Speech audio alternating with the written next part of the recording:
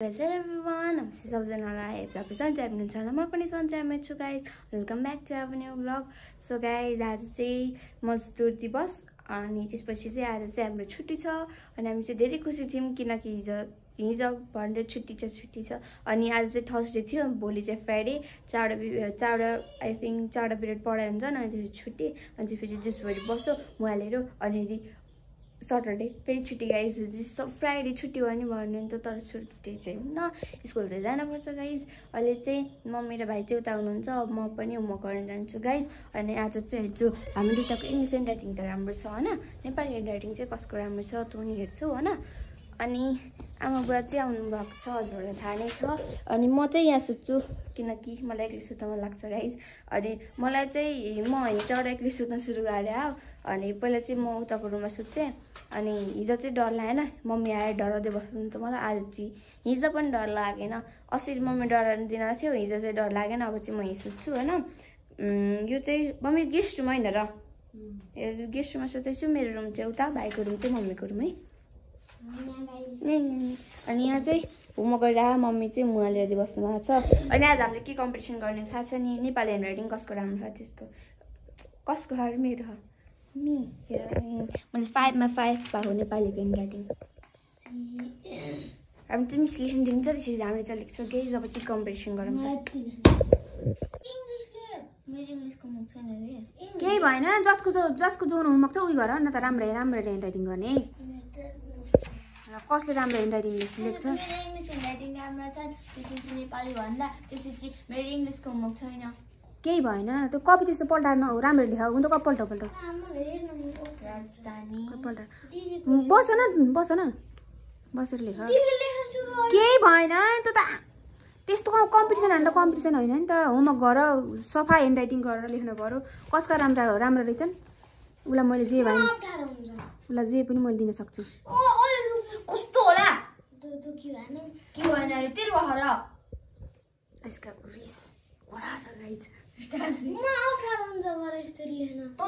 राम्रोसँग पल्टाएर लेख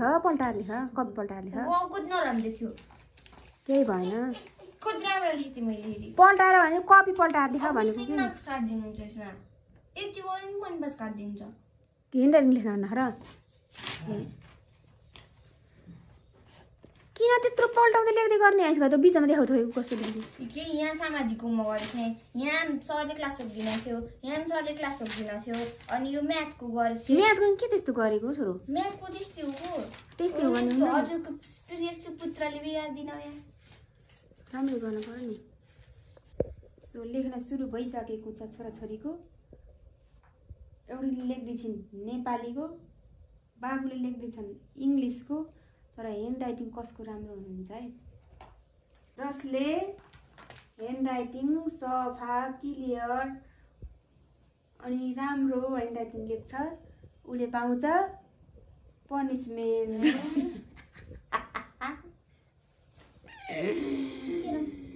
पनिसमेन्ट पाउँछ है गाई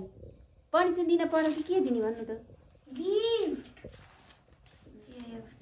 जसले राम्रो मम्मी के भन्छ नि गिफ्ट त 5 रुपैयाँ तेरो गिफ्ट हुन्छ होला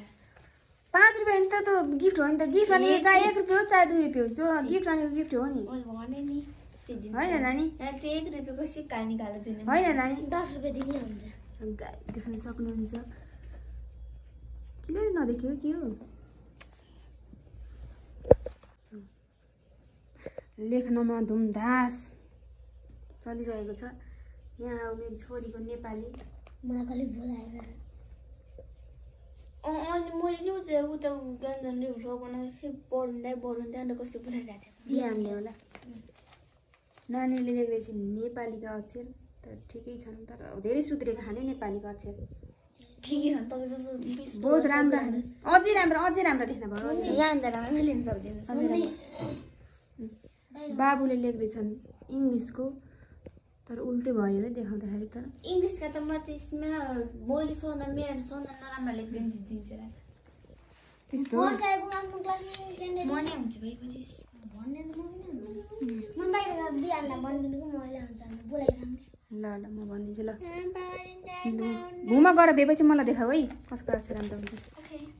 उसले पाउँछ पनिसमेन्ट प्राइज के हो पनिशमेन्ट हो पनिशमेन्ट पाउँछ है के पनिशमेन्ट जे पनिशमेन्ट बिहान भाँडा माजे थियो दुईटा भाँडा माझेर यस्तो दुईटा त्यो 4-5 वटा थाल थिए अनि 4-5 वटा गिलास थिए खाने पानी खाने माझ्न पर्यो नि छोरो ज्ञानी हुन पर्यो ज्ञानका कुरा सिक्न पर्छ भोलि न दुःख पाइन्न सुख पाइन्छ सानैदेखिको एउटा काम गरेपछि सबै कुरा हात बस्छ खाना पकाउन सिक्न पर्छ झाडु पोछा गर्न सिक्न पर्छ पढाइ पनि गर्न पर्छ सबै चिज सबै कुरामा के हुन पर्छ एक्टिभ भन्छ के भन्छ सबै कुरामा के हुन पर्छ सबै सिक्न पर्छ है सो फनी होइन हो मजाक होइन राम्रो ज्ञानको कुरा सिक्नुपर्छ सबैलाई मान सम्मान गरेर जसलाई देखे पनि नमस्कार भनेर सन्चै हुनुहुन्छ भनेर सुन्ने मतलब नमस्कार भन्ने सन्चै राम्रो हुनुहुन्छ हाम्रो भोलि नै हो के ह्यान्डराइटिङ कम्पिटिसन मेरो नेपालीको मेरो इङ्ग्लिसको होला राम्रो लेखे एकदम राम्रो लेख्नु बेस्ट आफ्नो बेस्ट दिनुपर्छ पाउने नपाउने भन्ने कुरा तँ होइन गर्ने आफ्नो राम्रो बेस्ट गर्ने हो रिजल्ट आफै आउँछ बुझ्यौ नि त्यो ह्यान्ड राइटिङ भइसकेका छन् तर मलाई चाहिँ एकदमै मन पर्यो है मलाई नानीको पनि धेरै सुध्रेको छ पहिला भन्दा तर बाबुको पनि एकदमै राम्रो फोरमा जस्तो भाइको थियो नि मेरो नि फोरमा त्यस्तै थिए र ए भगवान मेरो नि एरोप्लेन उड्दै पुरा त 5 मा अहिले चाहिँ एकदमै राम्रो छ नि गाइज र अब पाउने हो पनिशमेन्ट नै प्राइज मेरो ह्यान्डराइटिङ कसले गर्दा सोधेको थाहा पनिशमेन्ट के हो भने ह्यान्डराइटिङ जसले ह्यान्डराइटिङ राम्रो लेख्छ मैले उसैलाई पनिशमेन्ट दिन्छ पनिशमेन्ट हो कपडा लिएपछि बाल्टीमा कपडा धो दुइटैको अझ राम्रो भन् त्यहाँ दुइटैले कपडा धो एउटाले साबुन लाउने एउटाले पखाल्ने हो कि होइन पनिशमेन्ट होइन यो पनि काम हो ऊ हो नि त यो पनि त गिफ्ट हो नि काम हो भोलि सिक्न आफूलाई पछि दुःख परेपछि सुख हुन्छ नि त अहिले राम्रोसँग गरे पार होइन र गाइज होइन त्यो त्यही भएर अहिले म अहिले कपडा भिजायो तिनी धो पछिलाई सुख हुन्छ त्यसलाई पनिशमेन्ट भन्दिनँ नि हाम्रो भाषामा त पनिशमेन्ट त्यो तिम्रोलाई त्यस्तो लाग्यो होला तर पुतो चाहिँ पनिशमेन्ट होइन है गाइज मैले चाहिँ काम दिएको है तर ह्यान्डराइटिङ दुवैका राम्रो खानु एकदमै राम्रो खानु एकदमै मन पर्यो मलाई भन्नु ल मम्मीको आरे नदिगारे गिफ्ट म त 1 रुपैयाँ दिन्छ नि 1 रुपैयाँ दिँदैन गिफ्टै मनै पारेन यस्तो माया गर्ने मम्मी पाएपछि नि मम्मीले माया गर्दा नि गिफ्टै चाहिएन अरे उसलाई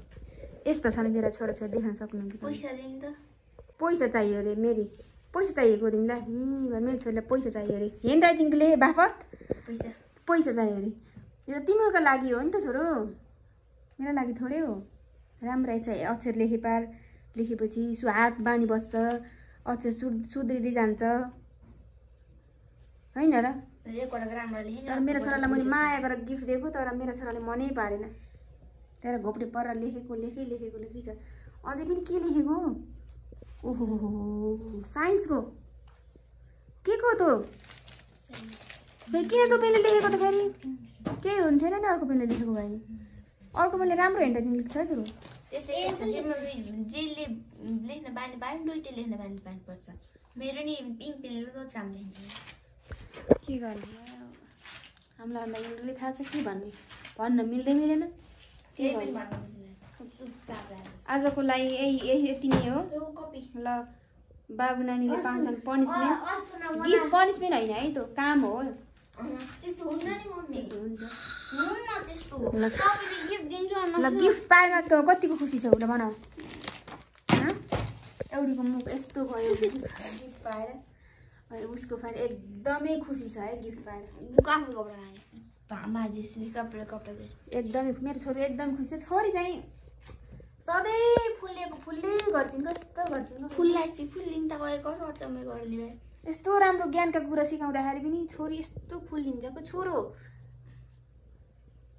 सासा छोरीले घमक्क भर्छिन् के हो के बानी काम त के गर्न पर्दैन कहिले आनन्द उहाँले बाहिरको कहाँको काम अहिले काम गर्न पर्यो नि नाउने धुने कपडा धुने सबै गर्न पर्यो नि मैले गर्छु काम छैन न बाहिर बस्यो फुमाल्छ त्यस्तो गर्नु म बाहिर काम गर्छु फाइनल्ली नानीले अझै लेख्दैछिन् तर बाबुले चाहिँ लेखेर भइसक्यो। तर बाबुका ह्यान्ड राइटिङ राम्रा छन् कि गाइज नानीका राम्रा हुन्छन्। हुन त इङ्ग्लिसमा दुईटै बराबर छन् तर नेपालीमा चाहिँ अलि हल्का कमजोरी छन् दुईटै। तर पनिसमेन्ट कसले पाउँछ भन्ने कुरा हो कि पनिसमेन्ट हो कि के हो प्राइज। तर नानीका यहाँ लेख्दैछन् नानीले त्यति नराम्रो त छैनन्। कसले पाउँछ है आज पनिसमेन्ट गाह्रो छ हो। So finally guys hand writing complete भइसकेको छ। अनि यो हो आयुष्का अधिकारीको नेपाली ह्यान्ड राइटिङ देख्न सक्नुहुन्छ तपाईँहरूले पनि। र यो हो आर्यन अधिकारीको इङ्ग्लिसको ह्यान्ड राइटिङ। तर मलाई चाहिँ दुवैको मन पर्यो है एकदमै। नानीका नि उति नै राम्रो ह्यान्ड राइटिङ। तर पहिला धेरै नै रफ थियो तर अहिले धेरै नै राम्रो हुँदै गएको छ नानीको। अनि बाबुको पनि इङ्ग्लिसको पनि धेरै नै अलि लेख्दा लेख्दै कहाँ पुग्थिन् हिमालतिर पुग्थिन् मेरो छोरी। यस्तो के हिमालतिर नै एउटा लाइनमा लेख्नु नि त एरोप्लेन उड्ने रहेको एरोप्लेन सही हो चाहिँ नि मेरो छोराको पहिला ह्यान्ड राइटिङ कस्तो थियो भने ठ्याक्कै प्लेन उड्ने बेला यस्तो सिधा उकालो उकालो लाग्छ नि तर त्यस्तै थियो मेरो छोराको ह्यान्ड राइटिङ। अहिले चाहिँ धेरै नै राम्रो भएको छ देख्न सक्नुहुन्छ तपाईँलाई। मैले देखाइसकेँ ह्यान्ड राइटिङ फेरि ह्यान्ड राइटिङ पनि देखाएँ कि भनेर कमेन्ट यस्तो उस्तो भन्नु होला तर मलाई चाहिँ आज लेखाउन त भनेर यसो। सो गाइस आज मम्मीले हामीलाई ह्यान्ड राइटिङ लेख्न भन्नुभएको थियो अनि हामीले लेखेको पनि थियौँ। अनि मम्मीले बहुत राम्रो ह्यान्ड राइटिङ त लाग्यो कपी हामीले पनि बहुत राम्रो लेखेको थियौँ ह्यान्ड राइटिङ। तर मम्मीले लास्टमा हामीलाई पनिसमेन्ट दिनुभयो कपडा माझ्नलाई। कपडा माझ्न होइन कपडा धुन भाँडा माझ्छन् हो छोरो कपडा धुन भन्नुभएको थियो। त्यो पनिसमेन्ट होइन हामीलाई एउटा काम हो हाम्रो पछाड सहिलो हुन्छ भनेर हो। सही हुन्छ भनेर हो। सो गाइस आज का वीडियो आपको कैसा लगा अच्छा लगा तो लाइक शेयर सब्सक्राइब कर दे। बुरा लगा तो फिर से भी लाइक शेयर सब्सक्राइब करना। तब तक के लिए बाय बाय।